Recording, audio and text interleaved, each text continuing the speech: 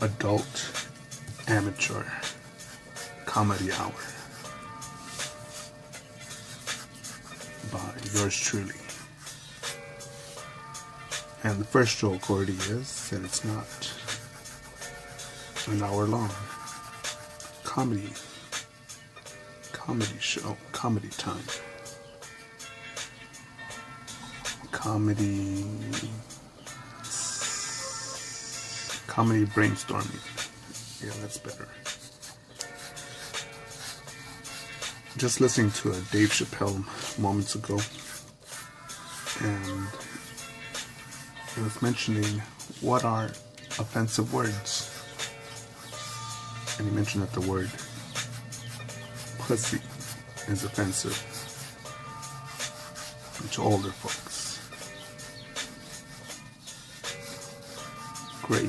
Great delivery, great. And he spoke about how people nowadays, the younger group, are not offended by it. And he used the reference of Lil Wayne being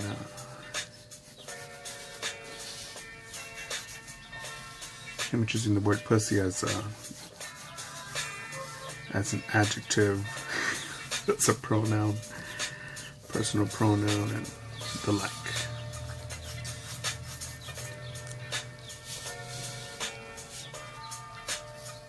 And I thought of other words that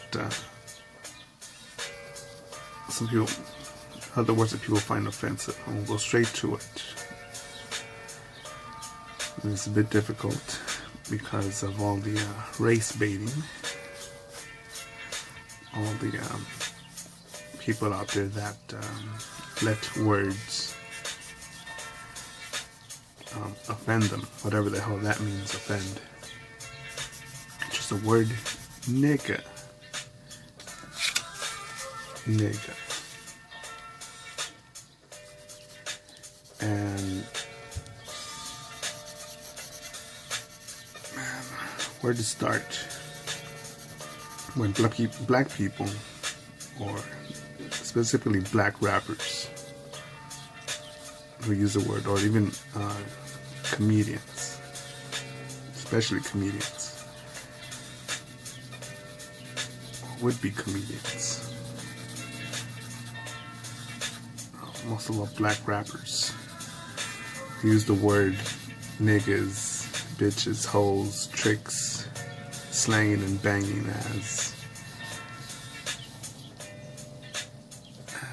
adjectives for their way of life, or the type of life that they're describing in their music, and banking off of it, getting paid to move on up to the nicer part of town.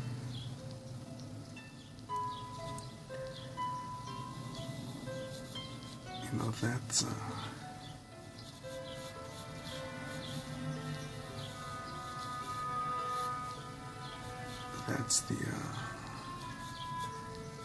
the rub right there.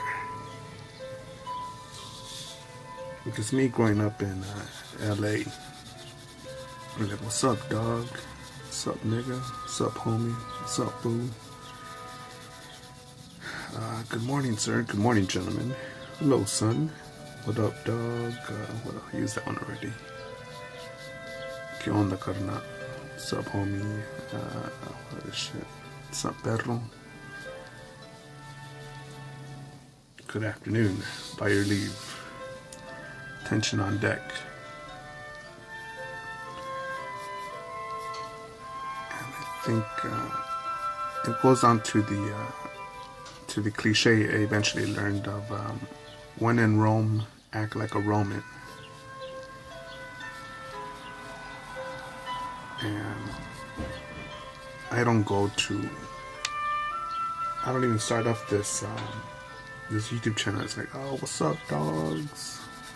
What's up, boys? What up, my niggas? But I think once we start to give words power, saying, oh, well, did he just use the N-word? And then there's also another thing right there where between nigga, niggy, my niggas, and nigger. And I don't think people who've been following or subscribed to this are stupid enough to believe to not see the difference between those words and tones. But there's definitely a different perception with each word. Yeah, I definitely should call this comedy brainstorming.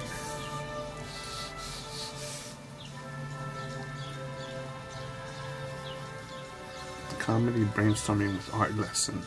That's what I should call this.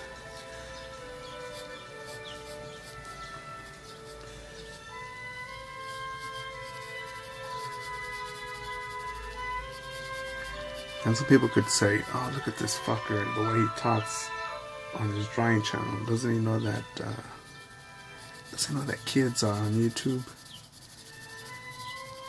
And even if you look at some of the friendlier stuff that I draw, let's say like the Jack Skellington stuff, right? The Jack Skellington fan artwork. What you think a kid would say, man, that's a skeleton. What is a skeleton? Mommy, Daddy, what's a skeleton? It's like, well, that's the calcium carbon-based hard tissue under your skin, attached to muscles that pretty much out-exists your consciousness after you die. And that's what is buried along with some of your other tissues in the home. Wow, so Jack Skellington's alive, dead? Do we all die? And who knows what sort of thoughts a skeleton, a talking dead skeleton could give to a kid.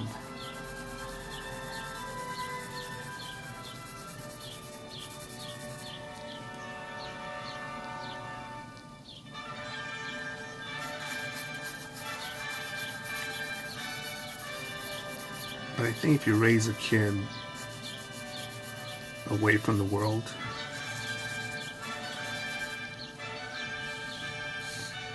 through a filtered perspective of the world, I believe you'll create a kid that's not gonna, if you keep them all warm and soft and safe and protected, fucking body armor, helmet, elbow pads, knee pads, shin guards, filtered from bad words. What's the kid gonna do when, let's say the kid goes on a road trip by himself trying to save the world, gets a flat tire uphill, or misses a drunk driver and crashes into a tree and has to change the tire, or gets himself out of the burning vehicle in the blizzard, and his body is shocked by the cold, the pain, the surprise, the adrenaline. Because life is like that. Life is I've been in some situations that I've been probably more luck than skill, and has allowed me to keep on breathing, keep on existing today here. But I think being aware of such hazardous and radical conditions allowed me to act accordingly to those situations.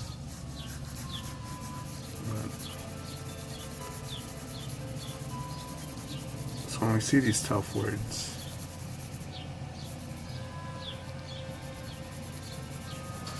I don't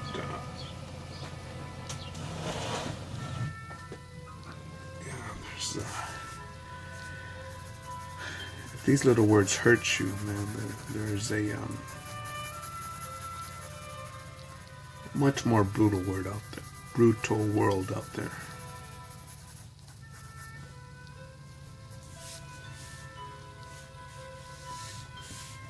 I think rejection is a beautiful thing. If I try to study this print when it's complete, well, what if I just stopped right now and I made a print of this, sold it for you for $99, $99.99, offered it to 1,000 people, no one bought it? I think the rejection would make me think, why is that happening? And it would be up to me to find a solution as to what can I do to make it sell.